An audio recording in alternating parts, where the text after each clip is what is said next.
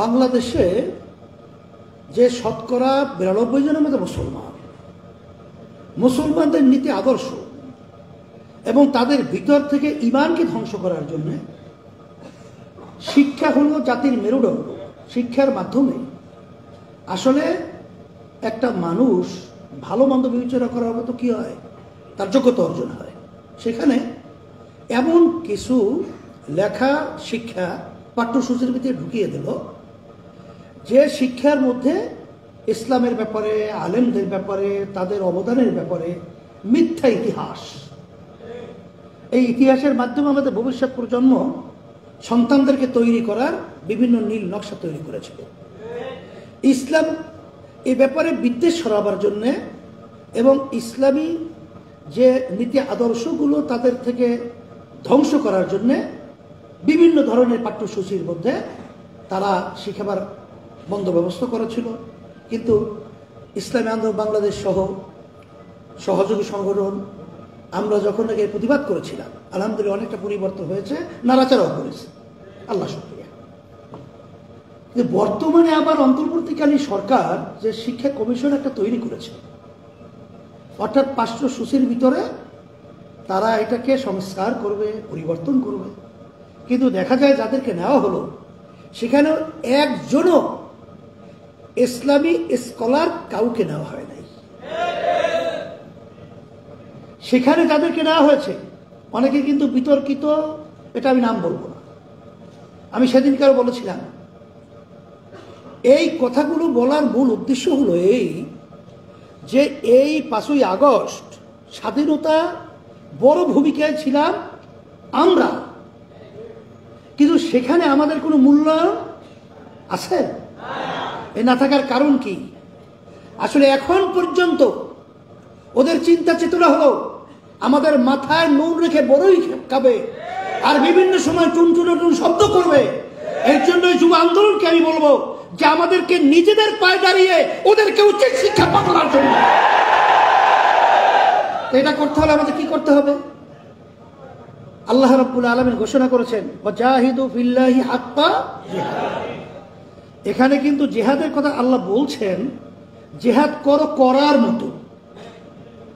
যুব আন্দোলন আমরা গর্ব করছি, সারা বাংলাদেশে তোমাদের যে কার্যক্রম বিস্তৃতি এবং যে সুন্দর সুশৃঙ্খল, মাশাআল্লাহ আমরা খুশি। কারণ আছে তো, এখন আমাদের তো আসলে বয়স অনেক হয়ে গেছে, তোমরা যতক্ষণ দৌড়াতে পারবা আমরা কতক্ষণ পারি।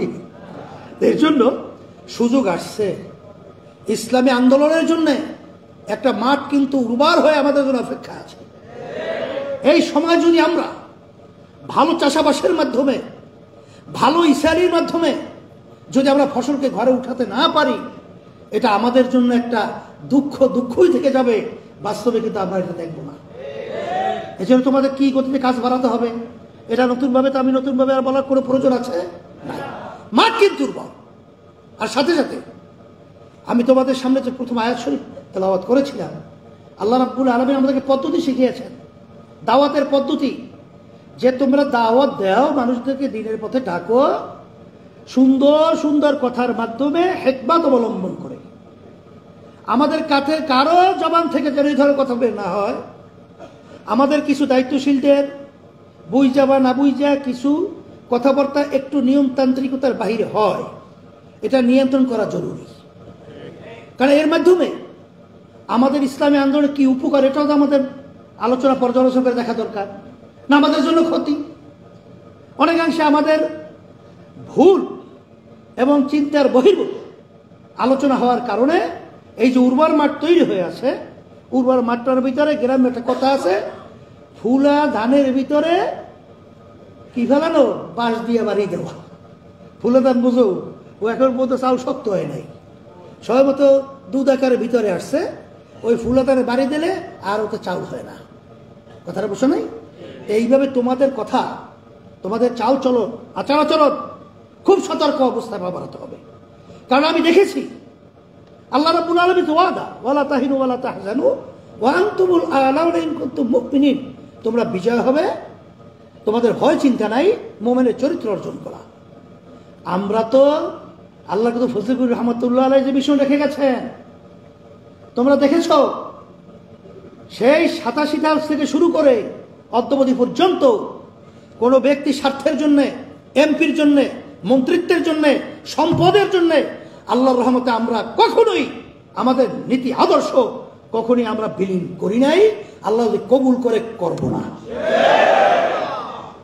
তাহলে এখানে আমাদের মুমিনের চরিত্র আলহামদুলিল্লাহ আছে। তা যদি থেকেই থাকে, বিজয় কে ঠেকাবে? বিজয় তো আল্লাহ দান করবে। আমি দেখেছি কি আওয়ামী লীগ, কি বিএনপি, কি জাতীয় পার্টি, কি অন্য অন্য আদার্স যে পার্টি রয়েছে, সব মহলে সর্বশ্রেণীর মানুষ ইসলামী আন্দোলন চরমনাইকে ভালোবাসে। এটা কি আপনার আমার ইচ্ছে না আল্লাহর পক্ষ থেকে? এই যে গতকালকে আমি চরমনাইতে ঝাঁকে ঝাঁকে বিভিন্ন দলের লোকেরা, বড় বড় স্থানীয় এবং সামাজিকভাবে নেতৃস্থানীয় ব্যক্তিরা দলে দলে ঝাঁকে ঝাঁকে আসতেছে। অন্যান্য দল তাদের কাছে দাওয়াত নিয়ে গেল, তারা নিজেরা আমাদের দাওয়াত কিন্তু পৌঁছে নাই। তারা বলতেছে যে আমাদের নিজেদের ইচ্ছায়, আমাদের নিজের চিন্তায় আমরা সিদ্ধান্ত নিয়েছি যে দল করলে ইসলামী আন্দোলন করব।